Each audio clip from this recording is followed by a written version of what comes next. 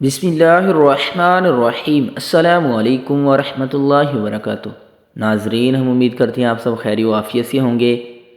4 چیزوں سے بچنے کی دعا۔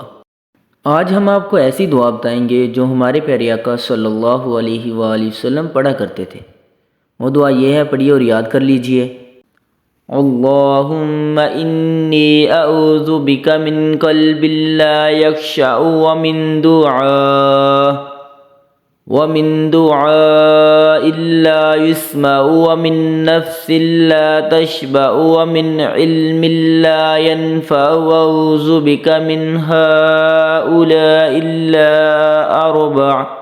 ترجمہ: اے اللہ، میں نہ ڈرنے والے دل، قبول نہ ہونے والی دعا، سیر نہ ہونے والا نفس اور نفع نہ پہنچانے والا علم سے تیری پناہ چاہتا ہوں۔ اے اللہ، میں ان 4 چیزوں سے تیری پناہ لیتا ہوں۔ سبحان اللہ۔ اللہ پاک ہمیں اس دعا کو پڑھنے کی توفیق عطا فرمائے۔ اللہ پاک ہمارے تمام گناہ معاف فرمائے۔